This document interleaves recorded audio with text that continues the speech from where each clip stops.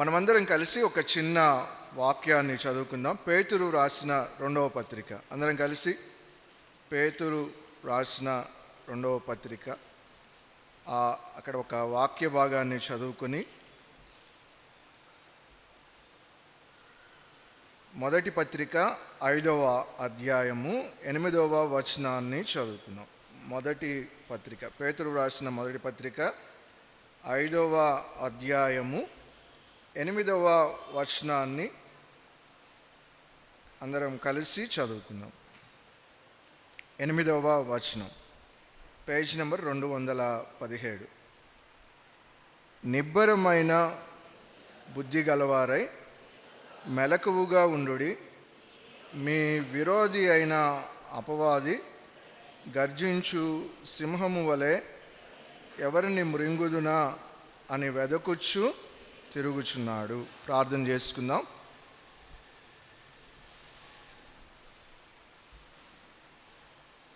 మహోన్నతుడు అయిన తండ్రి, సర్వశక్తి కలిగిన ప్రభువ, సర్వాధికారి అయిన దేవుడు అని మిమ్మల్ని గుర్తించి ప్రభువ ఆరాధించడానికి మాకు సహాయం చేశారు. మరలా తిరిగి బల్లను సమీపించడానికి ముందుగా మీ వాక్యం ద్వారా మాతో మాట్లాడుతూ రమ్మని నిలవబడిన మీ దాసుడు అయోగ్యుడును అని మీ ఎదుట ఒప్పుకుంటూ కృప చూపించి బలపరిచి నీ ప్రజలకు కావలసిన మాటలు అనుగ్రహిస్తూ రమ్మని యేసుక్రీస్తు ప్రభువారి శ్రేష్టమైన నామంలో అడిగి వేడుకొని ప్రార్థన చేసుకుంటూ ఉన్నాము మా తండ్రి, ఆమేన్.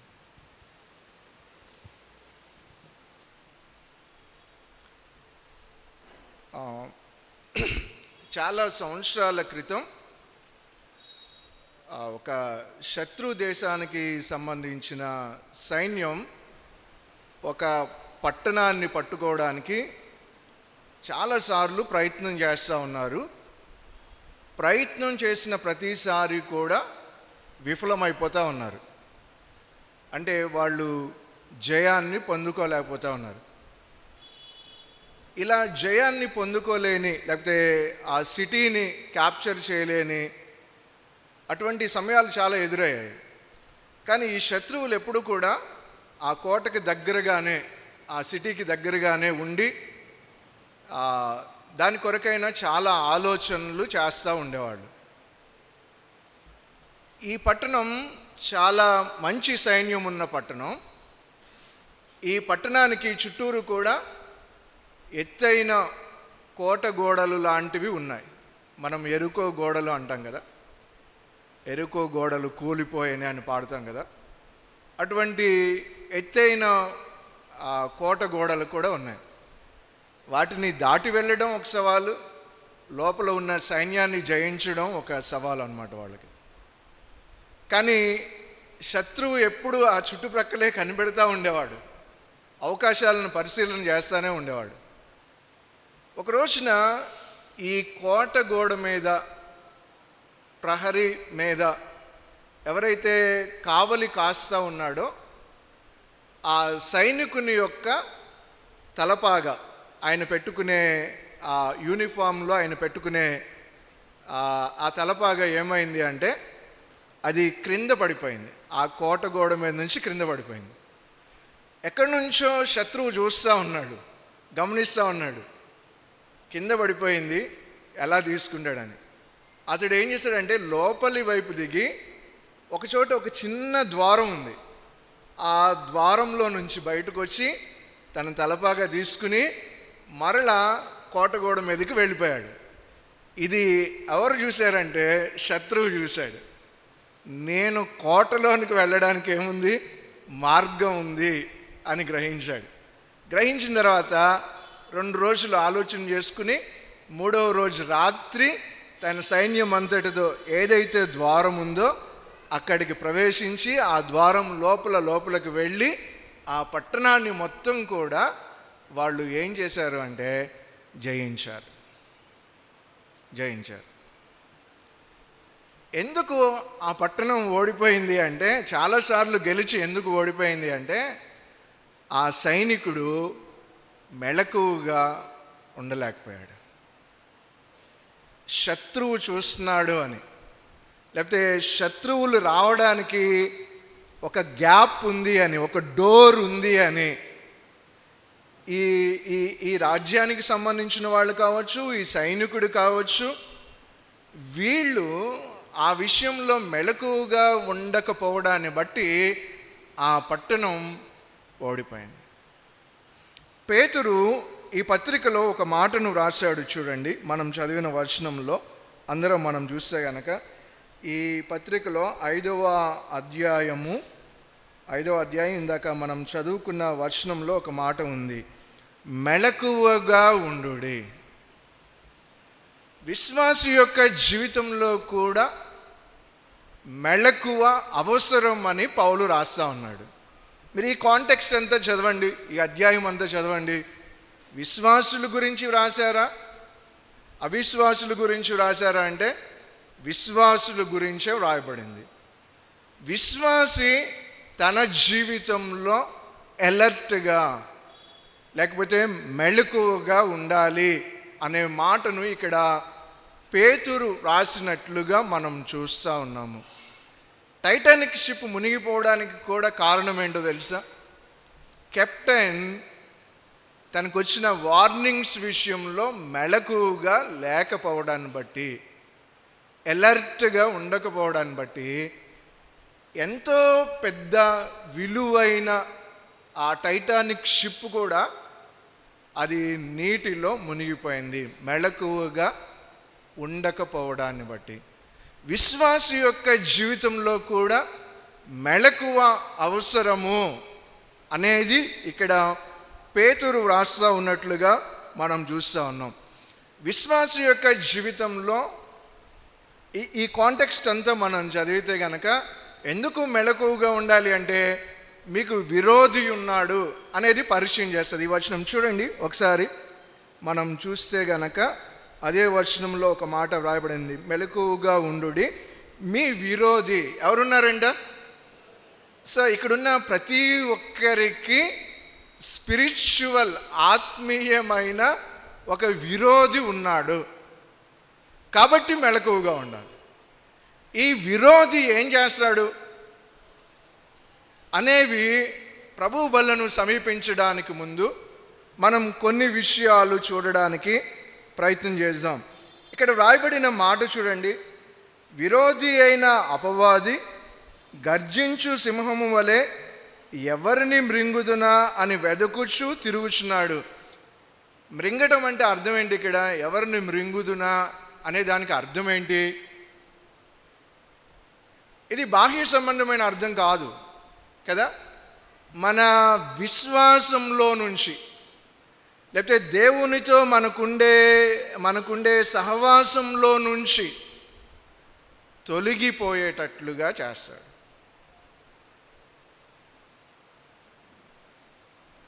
మన విశ్వాసాన్ని అల్పమైన విశ్వాసంగా చేయొచ్చు, లేకపోతే దేవునితో మనకుండే సహవాసంలో అడ్డుగోడలు వచ్చేటట్లుగా కూడా చేయగలడు. కొన్ని విషయాలు మనం దేవుని యొక్క వాక్య భాగంలో నుంచి ఎందుకు మెలకువగా ఉండాలి, మెలకువగా ఉండకపోతే వచ్చే ప్రతికూలతలు ఏమిటి అనే దాన్ని ఒక 4-5 విషయాలు క్లుప్తంగా మనం చూడడానికి ప్రయత్నం చేద్దామండి. అందరం కలిసి అపోస్తుల కార్యములు రండి. అందరం కలిసి మొదటిగా మనం అపోస్తుల కార్యములు 5వ అధ్యాయము అందరం కలిసి 3వ వచనాన్ని చదువుదాం. 5వ అధ్యాయము 3వ వచనం. అప్పుడు పేతురు పేతురు ఇక్కడ అననీయాతో మాట్లాడుతున్నాడు. అననీయా అనే పేరుకు అర్థం ఏంటంటే గాడ్ ఈజ్ గ్రేషియస్, దేవుడు దయగలిగిన వాడు. అననీయా అనే పేరు కామన్గా ఉండేది, చాలా మంది కూడా ఆ దినాలలో పెట్టుకునేవాళ్ళు. ఇక్కడ మనం పేతురు ఎవరితోనైతే మాట్లాడుతూ ఉన్నాడో ఆ వ్యక్తి పేరు కూడా అననీయా అనే మనం చూస్తూ ఉన్నాం. అననీయా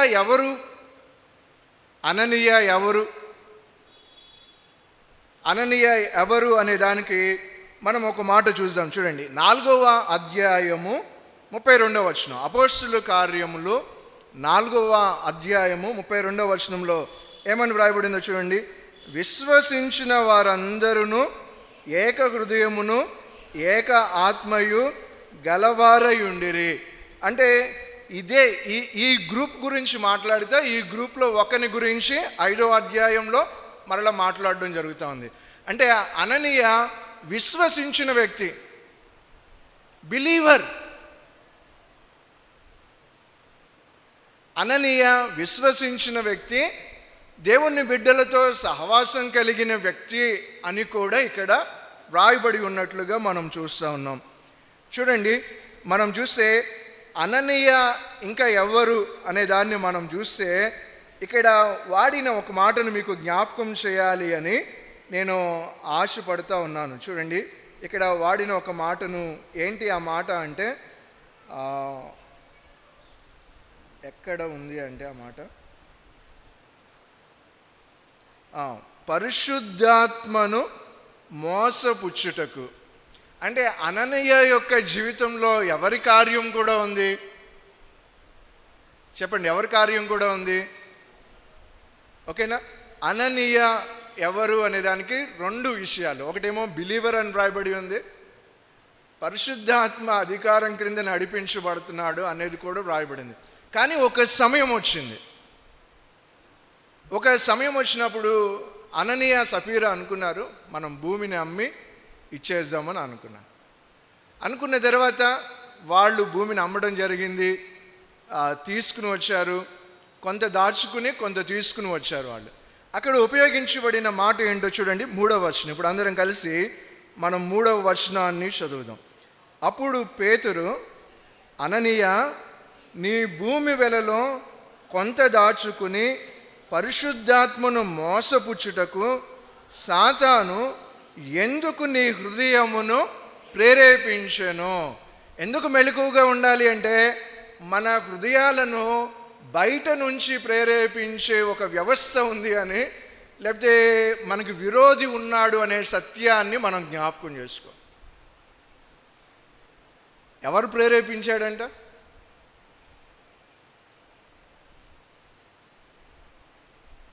విశ్వాసే, సంఘంతో ఉన్న వ్యక్తే, బహుశా మనందరిలాంటి వ్యక్తే కూడా కావచ్చు. ఒకవేళ మనకంటే కూడా కొన్ని ఆత్మీయమైన ఆధిక్యతలు ఎక్కువ ఉండొచ్చు కూడా. కానీ ఇక్కడ మనం చూస్తే ఈ సమయంలో ఆయన అక్కడ వ్రాయబడిన మాట అపవాది ప్రేరేపించుటకు. తెలుగులో అపవాది ప్రేరేపించుటకు అని రాయబడింది అండి. నేను ఇంగ్లీష్లో చూశాను, అసలు ఎలా ఉంటుంది ఇంగ్లీష్లో అని చూస్తే ఇలా ఉంది, Satan fill your heart to lie. Satan fill your heart అంటే అతడు ఎవరి అధికారానికి చోటిచ్చాడు? చెప్పండి, ఎవరి అధికారానికి చోటిచ్చాడు? ఒకవేళ మీరు అనొచ్చు,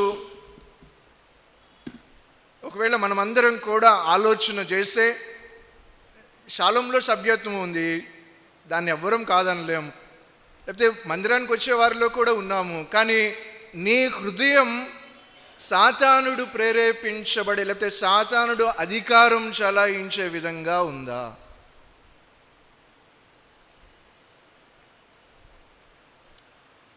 సాతానుడు అధికారం చలాయించే విధంగా ఉందా? మనం యోధా గురించి కూడా చూస్తాం కదా.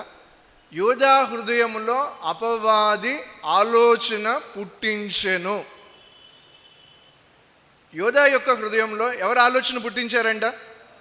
ఒకవేళ ప్రభువు బల్లలోనికి వెళ్ళబోయే ముందు ఈ విషయంలో మనం మెలకువగా ఉన్నామా? విరోధి ఉన్నాడు అని, మన హృదయాలను ప్రేరేపిస్తాడు అని, లేకపోతే ఆలోచన పుట్టిస్తాడు అని, ఆ విషయాలలో మనం మెలకువగా ఉన్నామో? విశ్వాసం నుంచి తప్పించే ప్రయత్నాలు, లేకపోతే దేవునితో సహవాసంలో నుంచి దూరంగా జరిగే ప్రయత్నాలు మన పక్షాన జరిగించే వ్యక్తి ఉన్నాడు అని గ్రహించి. ఆశ్చర్యమైన విషయం ఏంటి అంటే, చాలాసార్లు మనం స్టేబుల్గానే ఉన్నాం, మంచిగానే నడుస్తున్నామని అనుకుంటాం. ఒకసారి పీటర్ ఎగ్జాంపుల్ నేను మీకు జ్ఞాపకం చేస్తాను.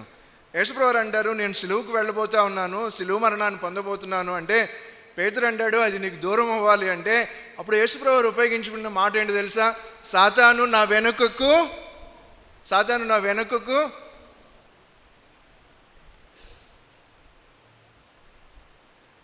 ఉదయకాల సమయంలో మొదటి విషయం, మనం మెలకువగా ఉండవలసిన మొదటి విషయం ఏంటి అంటే అపవాది ప్రేరేపణలకు, ఆలోచనలకు మనం చోటిచ్చే వారముగా మనం ఉన్నామా?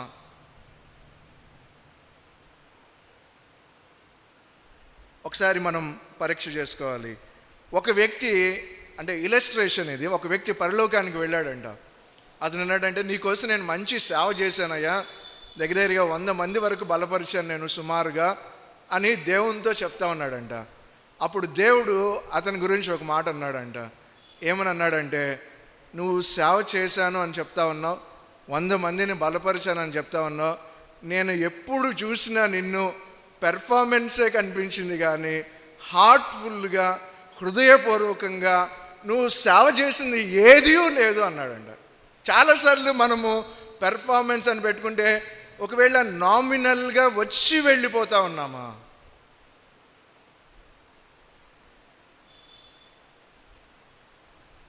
అలా వచ్చి వెళ్ళిపోయే వారంగా ఉన్నామా? వారెన్ వియర్స్బీ అనే దేవుని సేవకుడు ఈ పారాగ్రాఫ్ మీద ఒక మాట అంటాడు. ఆదిమ సంఘంలో అబద్ధం చెప్పినప్పుడు చనిపోయారు అంటారు. ఒకవేళ దేవుడు అలా చేస్తే సంఘంలో ఎవరు ఉంటారు? కృప జరుగుతుంది. ఒకవేళ అపవాది చేత ప్రేరేపించబడే హృదయపు స్థితి ఏదైనా, తావిచ్చిన స్థితి ఏదైనా ఉంటే, దేవుని కృప మన ఎదుట ఉంచబడింది. ఆయన రక్తాన్ని, ఆయన శరీరాన్ని మనం సమీపించడానికి, సరిదిద్దుకోవడానికి దేవుడు మరి ఒక్కసారి మనకి అవకాశాన్ని ఇస్తా ఉన్నాడు.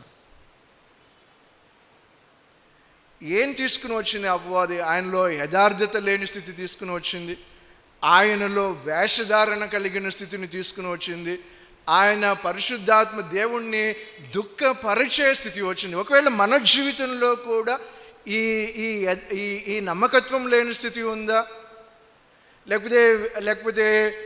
లేకపోతే సమ్మతించని మాటలు హృదయాన్ని కలిగి ఉన్నామా? లేకపోతే పరిశుద్ధాత్మ దేవుణ్ణి దుఃఖపరిచే విధంగా మన హృదయపు స్థితిని కలిగి ఉన్నాం. అందుకే పేతురు అన్నాడు, మెలకువగా ఉండండి, మీ అపవాది తిరుగుతూ ఉన్నాడు. దేవునితో మన సంబంధం విషయంలో మనం మెలకువగా ఉండవలసిన వారమై ఉన్నాము అని జ్ఞాపకం చేస్తూ ఉన్నాను. రెండవ దానిని మనం చూద్దాం. అందరం లూకాసు సువార్త 2వ విషయాన్ని మనం చూద్దాం. లూకాసు సువార్త అందరం కలిసి ఈ మాటలు మనం చదవడానికి ప్రయత్నం చేద్దాం. లూకాసు సువార్త 8వ అధ్యాయము అపవాది ఏం చేస్తాడు అనేది మనం చూద్దాం. అందరం కలిసి చూస్తే కనుక 11-12 వచనాలు కలిసి చదువుకుందామండి. రెండవ విషయం, ఈ ఉపమాన భావమేమనగా, విత్తనము దేవుని వాక్యము త్రోవ ప్రక్క నుండి వారు వినువారు కానీ నమ్మి రక్షణ పొందకుండునట్లు అపవాది వచ్చి వారి హృదయంలో నుండి వాక్యమును ఎత్తుకొని పోవను. రెండవది, అపవాది చేసే పని ఏంటంట, మన హృదయాలలో ఏమి లేకుండా బిజీగా పనిచేస్తాడంట. చెప్పండి, ఏం లేకుండా బిజీగా పనిచేస్తాడు. నువ్వు ఇక్కడ వాక్యాన్ని వింటావు, బాగానే ఉంది, కొంచెం గుర్తుపెట్టుకుంటావు, బాగానే ఉంది. ఇంటికి వెళ్ళగానే ఏదో యాక్టివిటీలో ఒక 4 గంటలు 5 గంటలు, ఉపయోగపడని యాక్టివిటీలో 4-5 గంటలు గడిపేస్తావు. ఈ వాక్యం గుర్తుంటుందా? ఒకసారి అపవాది మీటింగ్ పెట్టాడండి.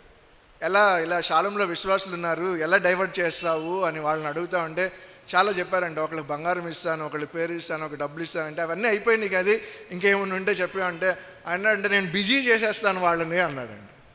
ఓకే, దీనికి శాంక్షన్ అన్నాడండి. ఎందుకు మన హృదయంలో వాక్యం ఉండదు?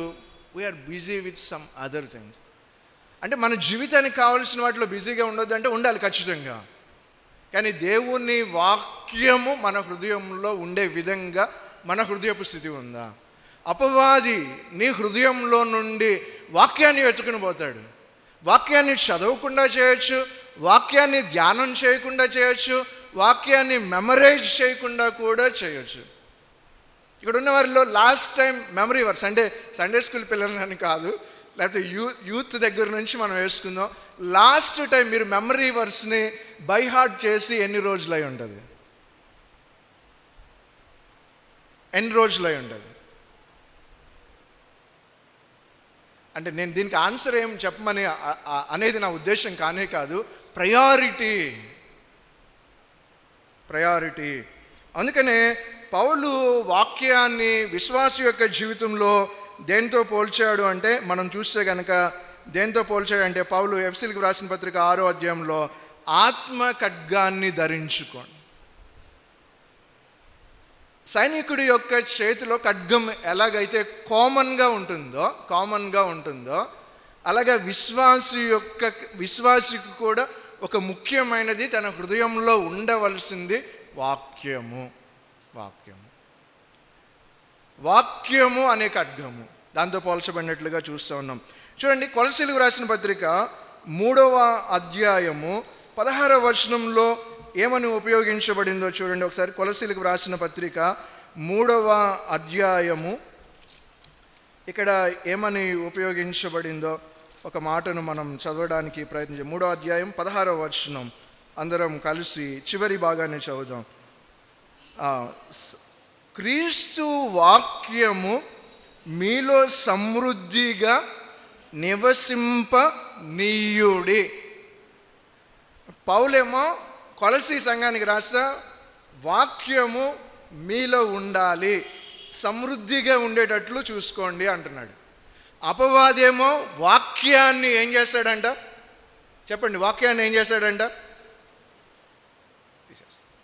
నేను కొన్నిసార్లు కొంతమంది అన్నవాళ్లతో బిలీవర్స్తో మాట్లాడుతూ ఉన్నప్పుడు నాకు ఆశ్చర్యం కలిగించే విషయం ఏంటంటే, ఏదో ఒక టఫ్ సిచ్యువేషన్ గురించి మాట్లాడుతూ ఉంటాం, ఏదో ఒక టఫ్ ప్రాబ్లం గురించి మాట్లాడుతూ ఉంటాం. సడన్గా నాతో మాట్లాడే అన్నవాళ్ళు కావచ్చు, అక్క వాళ్ళు కావచ్చు, పెద్దవాళ్ళు కొంతమంది సడన్గా ఆ టఫ్ సిచ్యువేషన్లో ఒక వర్స్ తీశారు. ఒక వర్స్ తీసి చెప్పగానే ప్రాబ్లం అంతా సాల్వ్ అయిపోయినట్లు అనిపిస్తుంది.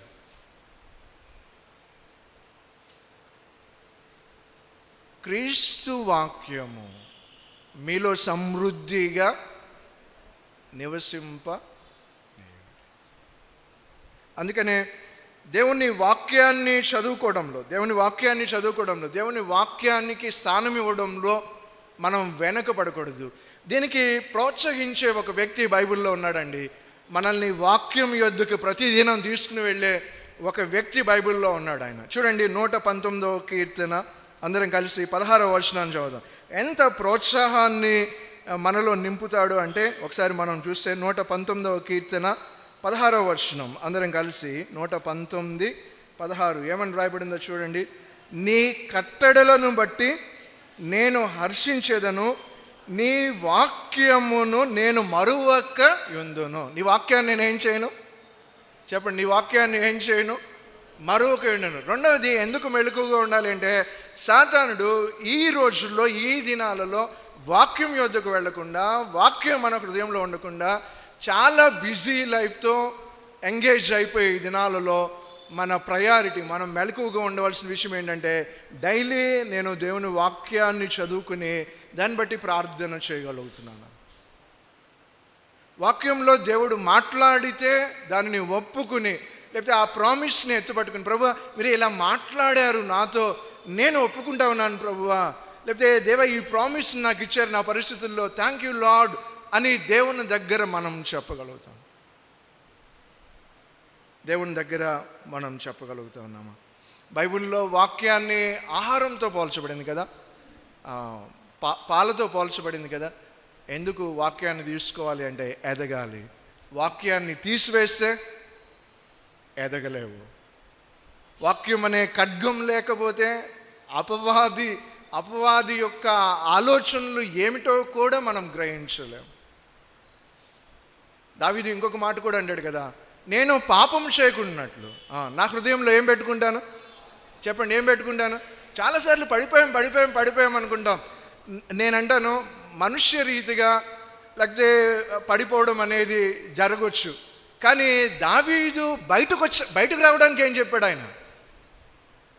ఆ పరిస్థితుల్లో నుంచి మనం విక్టోరియస్ లైఫ్కి వెళ్ళాలి అంటే దావీదు ఏం చెప్తున్నాడు? వాక్యాన్ని నీ హృదయంలో పెట్టుకోండి. జాన్ పైపర్ అనే దేవుని సేవకుడికి వాళ్ళ తల్లి ఒక బైబిల్ గిఫ్ట్గా ఇచ్చిందంట.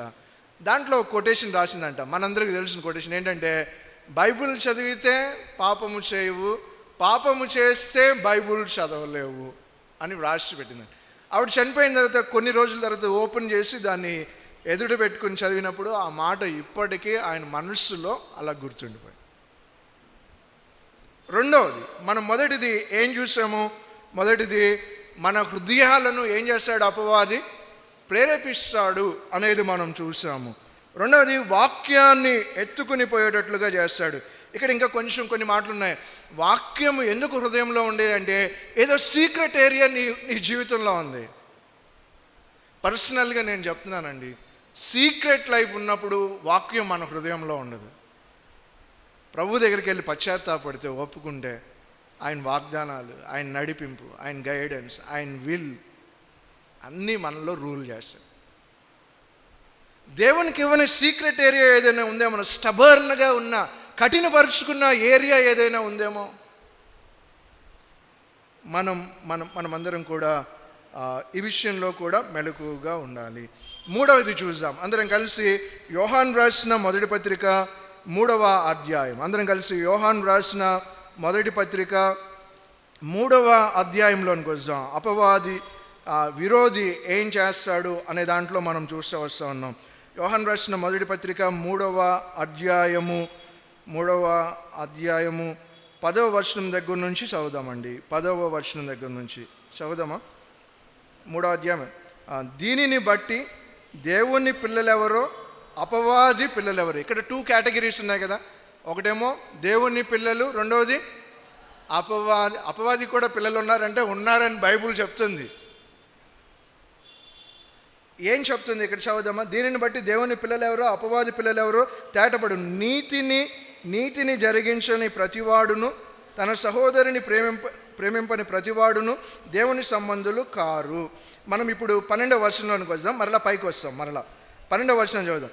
మనము కయీను వంటి వారమై ఉండరాదు, వాడు దుష్టుని సంబంధి. ఎవరి సంబంధి అంట?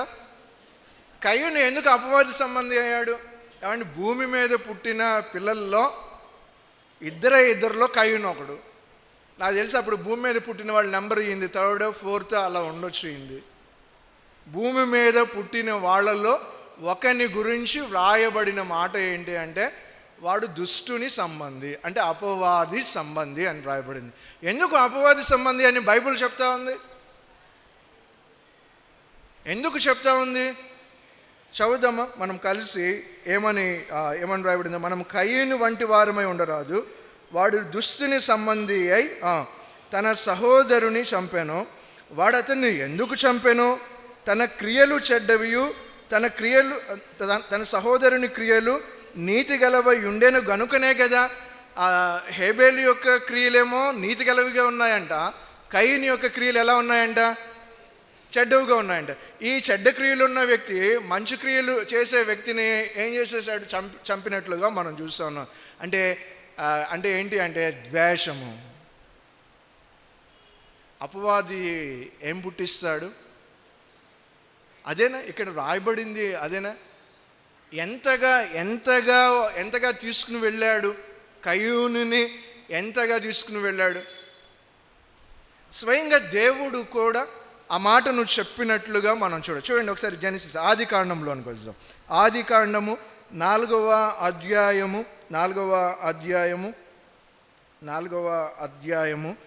7వ వచనాన్ని చదువుదాం. 4వ అధ్యాయము 7వ వచనం.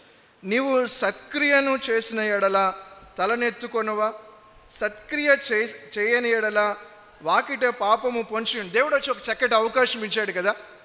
ఏం అవకాశం ఇచ్చాడు కయీనుకి? నువ్వు సత్క్రియ చేస్తే ఎలా ఉంటావు? తలనెత్తుకుంటావు కదా, నీ అర్పణ నేను అంగీకరిస్తాను కదా, హేబేలు లాగానే నీకు కూడా అటువంటి స్థితే వస్తుంది కదా అని దేవుడు మాట్లాడినా ఎందుకు సరి చేసుకోలేదు? ఒకవేళ దేవుడు మాట్లాడినా తన సహోదరిని ఎందుకు చంపాడు?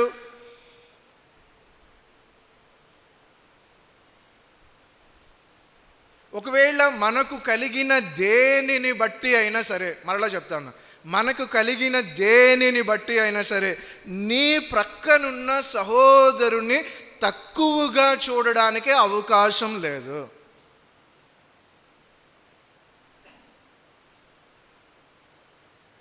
క్రీస్తునందు మనమందరం ఏమై ఉన్నాం? అవయవములై ఉన్నాం, సహోదరులమై ఉన్నాం. am I right? అవునా కదా? అవయవములై ఉన్నాం, సహోదరులమై ఉన్నాం. దేనిని బట్టి కూడా ద్వేషభావము లేకపోతే తృణీకరించడము అనేది మన జీవితాలలో కలగకూడదు. కొన్నిసార్లు కొంతమందిని చూసినప్పుడు వాళ్ళ దగ్గర ఉన్న వాళ్ళు విశ్వాసులే, వీళ్ళు కొంచెం అనుభవం ఉన్నవాళ్ళు, ఆ స్టార్టింగ్ స్టేజ్లో ఉన్న వారిని చూసి చాలా తక్కువగా మాట్లాడడం చూసినప్పుడు భలే బాధ అనిపిస్తూ ఉంటుంది. దానికి మనం చోటు ఇవ్వకూడదు. చూడండి, బైబిల్లో యోహాను దీనిని 2వ అధ్యాయంలో కూడా రాశాడు. యోహాను రాసిన మొదటి పత్రిక 2వ అధ్యాయంలో అక్కడ కొంచెం మనకి ఇంకా బాగా అర్థమవుతుంది. 2వ అధ్యాయము రండి, అందరం కలిసి మనము చదువుకుందాం. అందరం కలిసి మనం చదవడానికి ప్రయత్నం చేద్దాం. 2వ యోహాను రాసిన మొదటి పత్రిక 2వ అధ్యాయం 9వ వచనం చదువుదామండి అందరం కలిసి. వెలుగులో ఉన్నానని చెప్పుకొనుచు తన సహోదరుని ద్వేషించువాడు ఇప్పటి వరకు ఎక్కడున్నాడంట? చీకటిలోనే ఉన్నాడు. ఎనీ సర్కమ్స్టెన్సెస్, ఎనీ లెవెల్, మనము మనతో ఉన్న వారిలో ఎవరిని తక్కువగా చూడడానికి అవకాశం లేదు. నేను రీసెంట్గా ఒక టెస్టిమనీ వింటూ వచ్చానండి. ఆ పాప మన ఫెలోషిప్స్లోనే ఉండేది, ఒక బ్రాంచ్లో ఉండేది. ఆ పాపను గురించి పెద్దల కొంచెం లీడర్షిప్ లెవెల్లో ఉన్నవాళ్ళు అసలు నీకు పెళ్ళి అవుతుందా అని కూడా అన్నారు.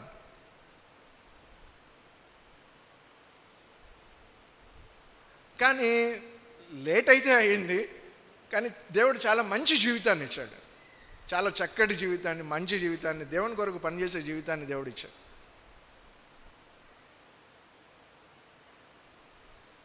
ఎవరిని కూడా ఒకవేళ అపవాది ఇది కలుగు చేస్తూ ఉన్నాడు, అక్కడ దేవుడు వాకిట పాపము ఏం చేస్తుంది అంట?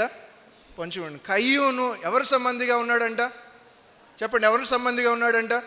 దుష్టుని సంబంధిగా ఉన్నట్లుగా మనము అక్కడ చూస్తూ ఉన్నాం. కాబట్టి మన జీవితాలలో కూడా వీటికి వేరైన వారముగా మనం జీవించాలి అని మనము జ్ఞాపకం చేయబడతా ఉన్నాం.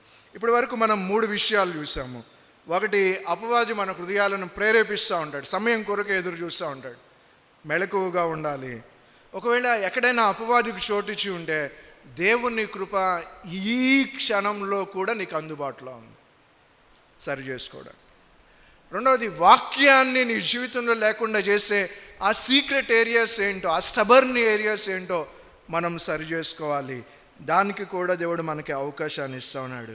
ఒకవేళ హేట్రెడ్నెస్, ఎవరి మీదైనా ద్వేషభావాన్ని కలిగి ఉంటే దాన్ని సరి చేసుకోవడానికి కూడా దేవుడు మనకి అవకాశాన్ని ఇస్తూ ఉన్నాడు. దేవుడు మనకి అవకాశాన్ని ఏమండి, లైఫ్ ఎంతండి? 60-70 సంవత్సరాలు దగ్గర మనలో అందరికీ. నాకైతే ఆల్మోస్ట్ ఆల్ 70% అయిపోయినట్టు ఉంటుంది. మా అయితే 20 ఏమో, 15 ఏమో, 10 ఏమో చెప్పలేం. ఇంకా అపవాదికి చోటిచ్చే వారంగానే బ్రతుకుతాము. దేవుడు ఎందుకో మనం మంచివారం అని కాదు, కానీ దేవుడు ఎందుకో కృప చూపించి ఉంచుతున్నాడు అంతే. దాన్ని మనం సద్వినియోగం చేసుకోవాలి. 4వది చూద్దాం అందరం కలిసి. మొదటి సమూయేలు గ్రంథము 15వ అధ్యాయం. అందరం కలిసి మొదటి సమూయేలు గ్రంథము 15వ అధ్యాయంలోనికి వద్దామండి ఒకసారి. మొదటి సమూయేలు గ్రంథము 15వ అధ్యాయము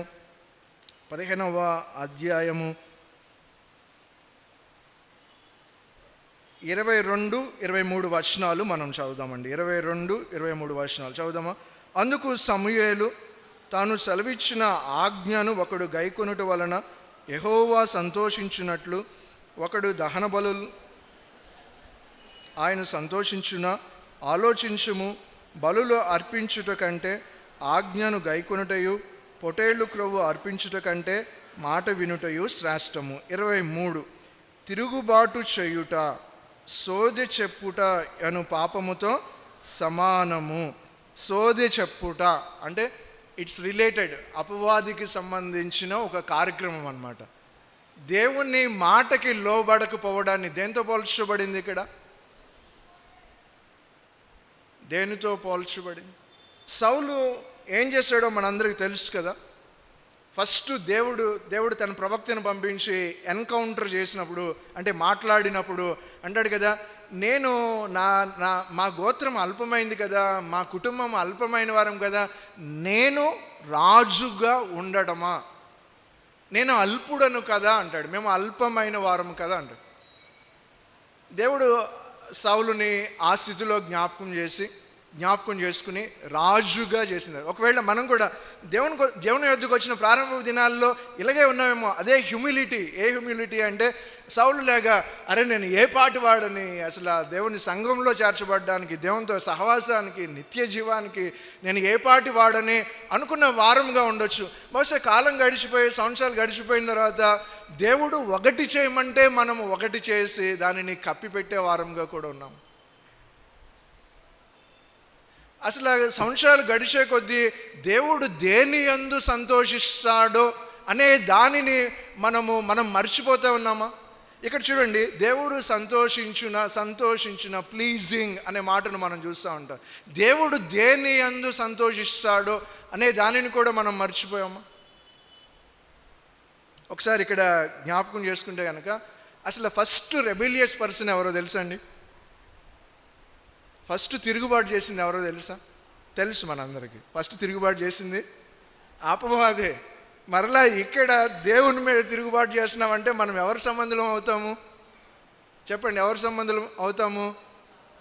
తిరుగుబాటు అనే దానికి న్యూ టెస్ట్మెంట్లో నుంచి మన అప్లికేషన్ ఏంటి అంటే, క్రీస్తు యొక్క అధికారం క్రింద ఉన్నావా, దేవుని చిత్తం ఏంటో తెలిసి దానికి భిన్నంగా వ్యవహరిస్తూ ఉన్నాము. యేసు ప్రభువారు ఎవరో నీకు అర్థమైందా? ఆయన అధికారం క్రిందకు వస్తే నీ జీవితాన్ని ఆయన ఎలా నడిపిస్తాడో గ్రహించావా? ఆయన అధికారం క్రింద నుంచి నువ్వు తొలగిపోయావా? అంటే నేను అనుకుంటా ఉంటాను, ఒక అమెరికా సిటిజన్షిప్ కలిగిన వ్యక్తి ఇండియా వచ్చినా అతనికి అమెరికాకు సంబంధించిన ప్రొటెక్షన్ లేకపోతే ప్రివిలేజెస్ అందుతూనే ఉంటాయి. ఒకవేళ ఇక్కడ ఏదైనా జరిగింది అనుకోండి, అమెరికా దేశపు రాయబారి అతనితో మాట్లాడుతూ ఉంటాడు. ప్రివిలేజెస్ ఉంటూనే ఉంటాయి. ఎక్కడికి పో ఆ యొక్క ప్రివిలేజెస్లోనే జీవిస్తూ ఉంటాడు. నువ్వు క్రీస్తు యొక్క అధికారం క్రింద ఉన్నావా? అసలు ఆ క్రీస్తు ఎవరో పౌలు ఒక చోట చెప్తాడండి. చూడండి, ఫిలిప్పీలకు రాసిన పత్రిక, యేసుప్రభువారు ఎవరో ఒకసారి ఫిలిప్పీలకు రాసిన పత్రిక 2వ అధ్యాయంలో ఆయన చెప్పే మాటను ఒకసారి మనం చూడడానికి ప్రయత్నం చేద్దాం. అందరం కలిసి ఫిలిప్పీలకు రాసిన పత్రిక 2వ అధ్యాయంలోనికి వద్దాం. ఆయన ఎవరో అనేది మనం చూడడానికి ప్రయత్నం చేద్దాం. 2వ అధ్యాయము 9వ వచనం దగ్గర నుంచి చదువుకుందాం. 9వ వచనం, అందుచేతను పరలోకమందున్న వారిలో కానీ, భూమి మీద ఉన్నవారిలో కానీ, భూమి క్రింద ఉన్నవారిలో కానీ ప్రతి వాని మోకాలును యేసు నామమున వంగునట్లు. దేవుడు ఎంతగా యేసు క్రీస్తు ప్రభువారిని తండ్రి అయిన దేవుడు ఏ స్థానంలో ఉంచాడు? ఈవెన్ పరలోకంలో ఉన్నవి కావచ్చు, భూమి మీద ఉన్నవి కావచ్చు, భూమి క్రింద కావచ్చు, ప్రతి వాని మోకాలు. అంటే ఈయనకి ఎంత సర్వాధికారం ఉందండి. ఈ అధికారం నీ జీవితంలో కలిగి ఉన్నావా, తప్పిపోయావా? ప్రతి వాని, ఈచ్ అండ్ ఎవ్రీ పర్సన్, భూమి మీద జన్మించిన ప్రతి వ్యక్తి యొక్క మోకాలు ఆయన ఎదుట వ్రంగుతుంది అనే మాటను మనం చూడండి. ఇంకా ఏమని వ్రాయబడి ఉందో చదువుకుందామా అందరం కలిసి? వంగునట్లు 11వ వచనం చదువుదాం. ప్రతి వాని నాలుకయు తండ్రి అయిన దేవుని మహిమార్థమై యేసు క్రీస్తు ప్రభువు అని ఒప్పుకున్నట్లు. నీ జీవితంలో ఆయన ప్రభువుగా ఉన్నాడా? ఆయన యజమానుడిగా ఉన్నాడా నీ జీవితంలో?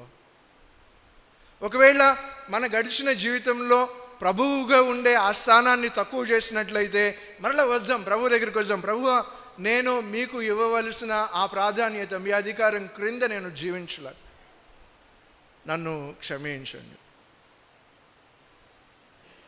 మీ యొక్క ఇంత సర్వాధికారమైన దేవుడు అయి ఉండి మీ క్రింద ఉండకపోతే నేను జీవితంలో ఏం అర్థవంతమైన జీవితాన్ని జీవిస్తాను? ఏ నిజమైన సంతోషాన్ని అనుభవిస్తాను? ఒకసారి మనము ఆలోచన చేయాలి.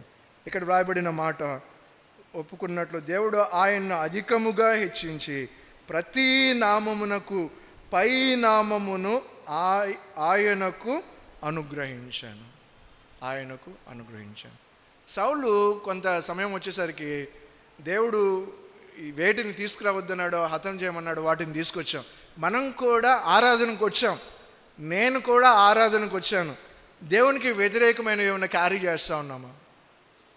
అవకాశం లేదా అంటే ఉంది. అననీయ సఫీరాను చూస్తే, పేతురుని చూస్తే, యోధాను చూస్తే, సౌలును చూస్తే, దావీదును చూస్తే మెలకువగా ఉంది. మనం ప్రభు బలలో యథార్థతతో చేయవేసేది కూడా ఆయన ఆనందిస్తాడు. యథార్థతతో చేయవేయడం కూడా దేవుడు ఆనందిస్తాడు అనే దాన్ని మనం జ్ఞాపకం చేసుకుందాం. 4 విషయాలు మనం చూస్తూ వచ్చామండి. ఒకటి, అపవాది అననీయ యొక్క హృదయాన్ని ప్రేరేపించిన అనుభవాన్ని చూసాం.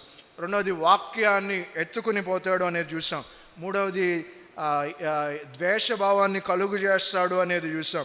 4వది, దేవుని యొక్క అధికారం క్రింద దేవుని చిత్తానికి వ్యతిరేకంగా వెళ్ళే అధికారం, దాని వైపు మనల్ని నడిపిస్తాడు అనేదాన్ని మనం ఏమండి. సౌలు ఏం పొందుకున్నాడు? సౌలు యొక్క బిగినింగ్ వండర్ఫుల్ అన్నమాట. బిగినింగ్ గురించి ఒక మాట చెప్పిన, ఇజ్రాయేలుకి ఫస్ట్ కింగ్ ఎవరంటే చరిత్రలో ఆయన పేరే ఉంటుంది. ఇజ్రాయేలీల్లో రాజుల్లో ఆత్మహత్య చేసుకుని చనిపోయిన వారిలో ఫస్ట్ పేరు కూడా ఎవరు ఉంటుందంటే ఆయన పేరే ఉండొచ్చు. అలర్ట్గా ఉందాము. అపవాది ఏ చిన్న గ్యాప్, అందుకనే ప్రతిరోజు మనం దేవుని దగ్గరికి వెళ్ళి ఎక్కడ సరిగా లేమో ఆయా విషయాలలో మనల్ని మనం దేవుని దగ్గర సరి చేసుకునవలసిన వారమై ఉన్నాము. ఇంకొకటి చూద్దామండి అందరం కలిసి. ఎఫెసీయులకు వ్రాసిన పత్రిక 4వ అధ్యాయం. ఎఫెసీయులకు వ్రాసిన పత్రిక 4వ అధ్యాయము మనము ఇక్కడ 26-27 వచనాలను చదువుదాం. 4వ అధ్యాయము 26-27 వచనాలు. కోపపడుడి గాని పాపము చేయకుడి, సూర్యుడు అస్తమించు వరకు మీ కోపము నిలిచి ఉండకూడదు. దాని కంటిన్యూషన్ వర్స్ ఏమని రాయబడిందో చూడండి. కోపాన్ని గురించి మాట్లాడి దాని కంటిన్యూషన్ వర్స్ ఏమనుంది? అపవాదికి చోటీకుడి. కోపము, దాని వెంటనే వ్రాయబడిన మాట అపవాది గురించి వ్రాయబడి ఉంది. ఏమంటే కొందరు చిన్న చిన్న విషయాలకే కోపడతారు. ఎందుకు కోపడతారో కూడా అర్థం కాదు. మరలా మీరు ఫ్యూ అవర్స్ ఫ్యూ డేస్ తర్వాత, అరే నేను దీనికి కోపడింది, ఆ కోపాన్ని కూడా రేపేది ఎవరో తెలుసా? అసలు అరే ఈ చిన్న మాట, దీనిక నేను కోపడింది. చాలామంది పేరెంట్స్ అసలు చిన్న వాటికే పిల్లల మీద కోపడుతూ ఉంటారు. చాలామంది భర్తలైన వారు భార్యల మీద భార్యలైన వారు భర్తల మీద చిన్న వాటికే కోపడతాడు.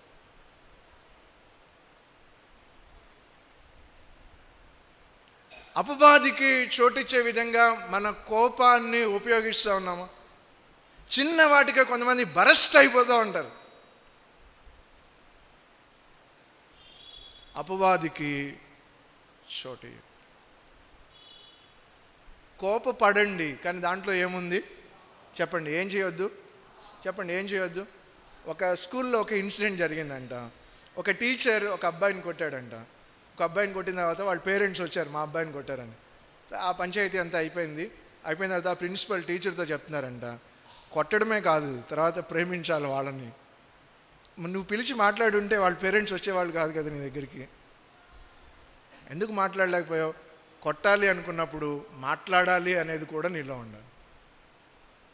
ప్రేమ, సత్యము, క్రీస్తు వలె ఉండుటకు మనం అన్ని విషయములలో, చెప్పండి, అన్ని విషయములలో ఏముండాలి? సత్యం డిసిప్లిన్ చేస్తామంటే ప్రేమ మరలా ఏం చేయాలి? ఈ రెండు ఏం చేయాలి? బ్యాలెన్స్డ్గా ఉండాలి. చాలామంది పేరెంట్స్ పిల్లల మీద సత్యాన్నే బాగా ఫోకస్ చేస్తున్నారు, అంటే డిసిప్లిన్ యాక్షన్ అంతా. ప్రేమను కూడా చూపించండి. డిసిప్లిన్ చేయొద్దు అని నేను ఏమనట్లేదు. బాలుడికి బెత్తం వాడాలి తప్పకుండా, చెప్పవలసినవి ఖచ్చితంగా చెప్పాలి. ఏది కరెక్ట్ ఏది కరెక్ట్ కాదో కూడా చెప్పాలి మనం, కానీ బ్యాలెన్స్ ఉండాలి. ఇక్కడ అపవాదికి చోటిచ్చేది కోపము. కొంతమంది కోపాన్ని ఏంటో ప్రెస్టీజియస్గా తీసుకుని, నేను కోపడితే అందరూ సైలెంట్ అయిపోతారండి. దేవుడు మెచ్చుతున్నాడా లేదా? అది నరుని కోపము దేవుని నీతిని ఏం చేయదంట? చెప్పండి, నీ కోపము దేవుని నీతిని ఏం చేయదంట? నెరవేర్చదు. కాబట్టి అపవాదికి చోటు ఇవ్వకూడదు. ఇక్కడ చాలా క్లియర్గా రాయబడింది, అపవాదికి చోటు ఇవ్వద్దు. ఒకవేళ మీ కోపాన్ని ఉపయోగించుకుంటాడేమో. టైం అయిపోయింది. నేను బ్రీఫ్గా ఒకటి రిమైండ్ చేసి ముగిస్తాను. వాక్య భాగంలోనూ కూడా మనం వెళ్ళవలసిన అవసరం లేదు. జకర్యా గ్రంథంలో ఉంటుంది కదా, యెహోషువ ఉన్నాడు, దేవుని సింహాసనం ఉంది, అపవాది ఫిర్యాదుదారి అయి ఉండేను అనే మాట ఉంటుంది. అపవాది ఎవరి మీద ఫిర్యాదు చేయడానికి వచ్చాడు? చెప్పండి, ఎవరి మీద? యెహోషువ. యెహోషువ ఏ వస్త్రాలు కలిగి ఉన్నాడు? మీ అందరికి తెలుసని నేను తీయట్లేదు. యెహోషువ ఏ వస్త్రాలు కలిగి ఉన్నాడు? మలిన వస్త్రాలను కలిగి ఉన్నాడు. యాజకుడు దేవుని ఎదుట మలిన వస్త్రాలు కలిగి ఉండడానికి వీల్లేదు. యెహోషువ యొక్క మలిన వస్త్రాలు పాపాన్ని సూచిస్తూ ఉన్నాయి. అంటే యెహోషువ యొక్క వ్యక్తిగతమైన పాపాన్ని గురించి అక్కడ మాట్లాడలేదు, ఇజ్రాయేలీయుల యొక్క పాపాన్ని గురించి అక్కడ మాట్లాడుతూ ఉన్నాయి. అపవాది వచ్చి ఆ నేరాన్ని మోపుతూ ఉన్నాడు, పాపాన్ని చూపిస్తూ ఉన్నాడు, గిల్టీనెస్. కొన్నిసార్లు అపవాది, నువ్వు ఈ తప్పు చేసావు, దేవుని దగ్గరికి వెళ్ళడానికి లేదు, ఇంత పెద్ద తప్పు చేసావు, దేవుని దగ్గరికి వెళ్ళడానికి లేదు, దేవుడు ఎన్నటికి నిన్ను క్షమించాడు అని చెప్తా ఉంటాడు. మార్టిన్ లూథర్ గారితో కూడా ఆయన ఇదే చెప్తా ఉన్నాడంట, నువ్వు తప్పు చేస్తావు, దేవుడు నిన్ను క్షమించాడు, ఇంకా నువ్వు సేవకు అన్ఫిట్ అన్న విధంగా మాట్లాడుతూ ఉన్నాడంట. చాలా నిరాశకు తీసుకుని వెళ్ళాడు. అందుకే మనము యోహాను సువార్తలో 1వ అధ్యాయం 9వ వచనంలో చదువుతాం కదా, ఆయన రక్తము సమస్త దుర్నీతి నుండి మనల్ని ఏం చేస్తుందంట? చెప్పండి, ఏం చేస్తుందంట? ఒకవేళ గిల్టీనెస్ని ఏదైనా అపవాది నీ హృదయంలో పెట్టి you are unable to reach God's throne, God's fellowship అని చెప్తా ఉన్నాడేమో. నో, ఆయన నీ పాపం అంతటిని క్షమించాడు. మరలా ఆయన దగ్గరికి వచ్చినప్పుడు వాక్యం ద్వారా ఉదక స్నానం చేయబడతావు, పరిశుద్ధపరచబడుతూ ఉంటాం దేవుని దగ్గరికి. కానీ దీనిలో ఆ పాపంలోనే కొనసాగాలనే నిర్లక్ష్యాన్ని దేవుడు ఇష్టపడు. ఆ గిల్టీనెస్ ఒకవేళ అపవాది నీ దగ్గర ఏదైనా చూపిస్తూ ఉంటే, చెప్తూ ఉంటే కూడా దానిని నుంచి కూడా దేవుడు మనల్ని తప్పించు. మెళుకువగా ఉండు అనే దాన్ని మనం చూస్తూ ఉన్నాం. నేను కన్క్లూజన్లో చెప్తా ఉన్నాను ఏమని అంటే, ఎఫెసీయులకు రాసిన పత్రికలో ఉంటుంది, అపవాది వేయు అగ్ని బాణములు అని రాయబడుతుంది కదా. దేంతో అడ్డుకోవాలంటే వాటిని? ఏ డాలుతో? విశ్వాసం అనే. మీరు అక్కడ అగ్ని బాణాలు డాలు అని ఉపయోగించబడింది. ఎందుకు పౌలు అగ్ని బాణాలని ఉపయోగించాడు?